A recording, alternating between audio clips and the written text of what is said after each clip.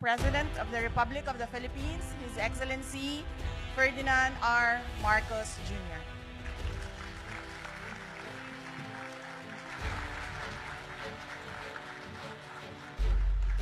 Thank you very much to our good Vice President for her please take your seats, for her very kind introduction.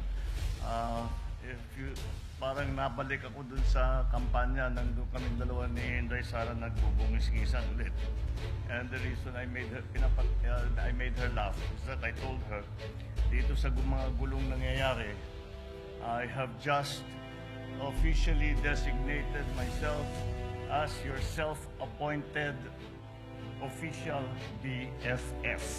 So, sorry na lang, sayot mo sa gusto mo, I'm still your #1 fan.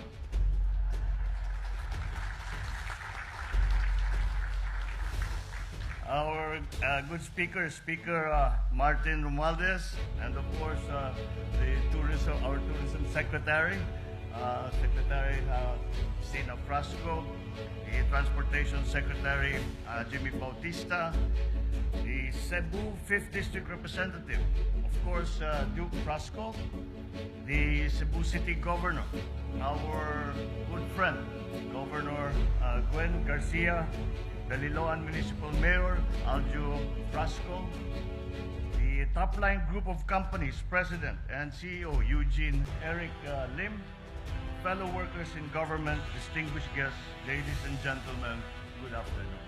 Maayong hapon sa inyong tanan.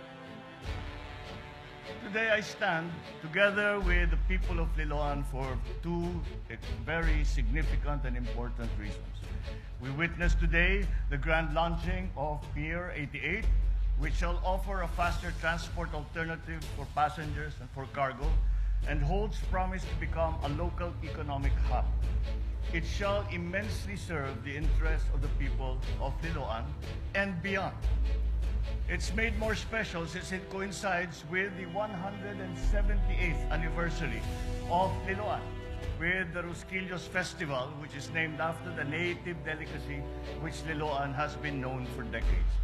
In a sense, this is also a grand relaunching of the Rosquillos Festival after a 3-year hiatus due to the pandemic.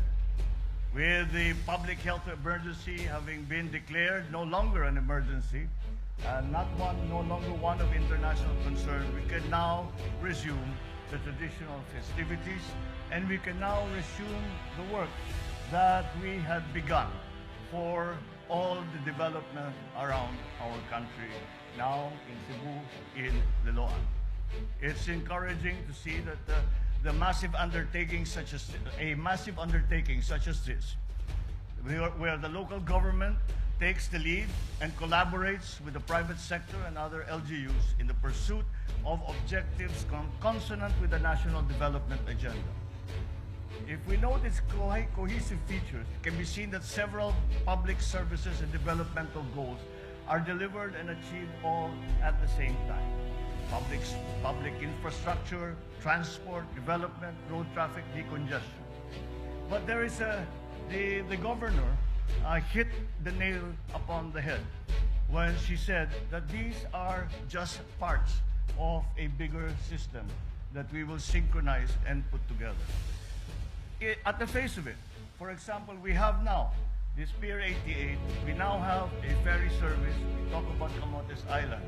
And we think, of course, that is going to be good for Liloan, it's going to be good for Camotes, but it doesn't end there. The concept that as ASEAN leaders have been talking about, so as to develop the economies of the ASEAN member states, is a concept of connectivity. We have used the word connectivity merely to describe digital connectivity. We have now extended the meaning of that connectivity to include not only digital connectivity, but also to include connectivity in terms of land and sea and air transport. And this is what that provides. We have seen, all of us have seen, all the problems with supply chain networks. And that is why we have focused, all of us have focused on making that connectivity more smooth and more streamlined and more accessible and easier to use, and therefore making the ease of doing business not such a difficult effort for those who would like to do business in any way whatsoever.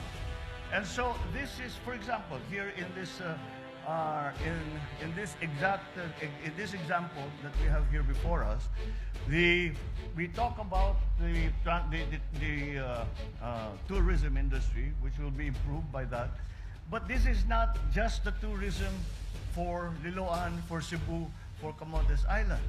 This is in consonance with the discussions that we have been making with other countries, especially around ASEAN, even including all the way up to Europe, in that we are going to work together so that to increase our tourism volume. And this is, again, this may seem as just one single part. It is a very good development, but we must think of it in terms of not only this single port that we are looking at here now, but as part of a larger system, a larger network, which will make it easier for not only for Filipinos to get from one place to another, for Filipinos to be able to do business, to open up areas that do not have economic activity as of now. I mean, if you think about it, the first time I went to Camotes Island, there were really no resorts, there were really no developments there, and now slowly that has begun, and this will just accelerate that process. And it is part of that network which we are trying to put together for the entire country to also accelerate the economic activity in those other places. And so this is why today is very important, because today we put in place a very important piece of that puzzle that we are trying to put together, so that our connectivity, not only amongst the islands of the Philippines, but even amongst our international friends and visitors and tourists, is strengthened and made more easy and made more accessible. These are the important aspects that we have to attend if we are going to transform our economy into the post-pandemic economy. So there is much that we will achieve. There are activities of tourism, job generation, energy efficiency, sustainability. I was in Cebu City 3 months ago for the groundbreaking of the Cebu Bus Rapid Transit System. Transportation na naman, because more connectivity. And that, again, is what we have been pushing for. That is another project that is likewise guaranteed to gear these to help us achieve these multiple objectives. With the many benefits to the public interest, these projects showcase kindred examples of good urban planning. Let us imagine if these kinds of projects are replicated across the country, laterally and locally coordinated, and harmonized both on the provincial and national levels, then we could say that we are genuinely closer to our ambition of a prosperous, inclusive, and resilient society. Hence, we highlight the essential importance of holistic, systematic, and integrated planning in our country today, as we slowly but collectively tread along that path. In Japan, this urban planning concept is known as machizukuri. In the literal sense, it means town planning. But in the essence that the concept carries, there is a more weighty and more profound idea behind it, such as the primacy of the national framework, the evolution of local planning powers to local governments, the importance of data, and community participation. Our response to this is what we have come to call the whole of government approach. When we are confronted with challenges, or when we have a program that we would like to achieve, we apply all the resources, all the capacities, all the abilities of the bureaucracy of government, and no matter what department they are, no matter what agency they might be, they are all applied to solve that problem. And that includes the coordination between the national government and the local government. It is the only way, in my view, that I see that we can succeed both at the local level and at the national level. So we laud the effort, not only of Liloan, but of course of Cebu Province, to the coordinative efforts of the Metropolitan Cebu Development and Coordinating Board in their pursuit of good urban planning and development practices. The vision of Mega Cebu by 2050 is already in place. This is actively being pursued as we speak. As an island province with several cities and municipalities, Cebu stands to greatly benefit from a systematic and integrated planning. Such kind of strategic planning will serve to further solidify its urban development foundation and consolidate its socio-economic strength. It will be a boon not only for Cebu, but for the rest of the country.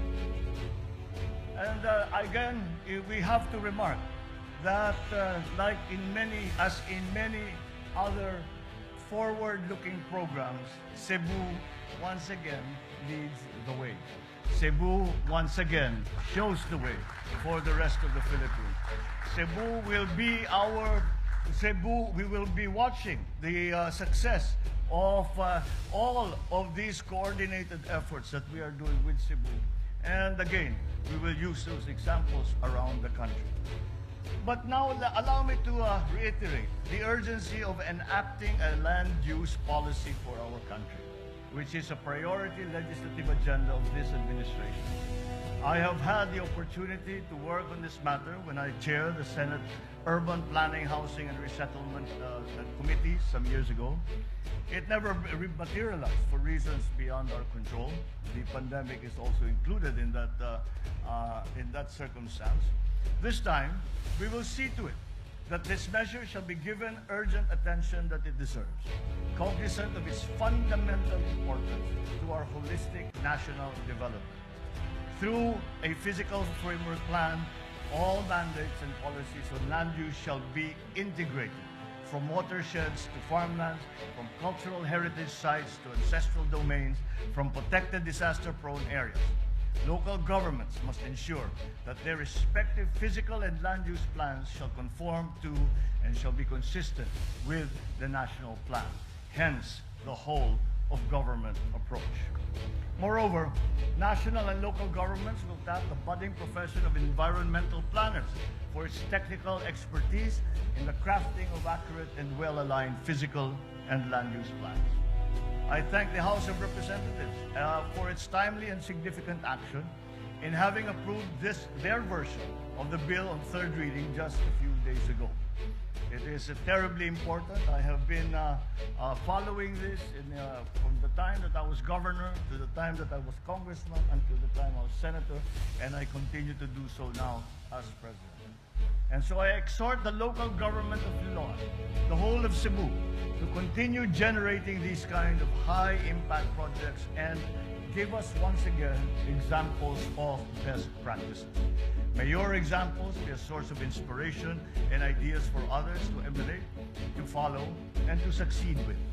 Let me congratulate, of course, our private sector partners whose ideas and investments have led to the completion of the sport and mixed-use development project, Pier 88 Ventures Incorporated, and top-line group of companies. Thank you for your partnership. Thank you for your help, and thank you for providing this service for our people. Rest assured, my administration will continue to encourage and nurture these dynamic collaborations between highly capacitated LGUs and the private sector. All of us look forward to the full blast operations of Pier 88 very, very soon. Happy anniversary and enjoyable Rosquillos Festival to one and all. Mabuhay ang Liloan at ang buong lalawigan ng Cebu. Daghang salamat sa inyo.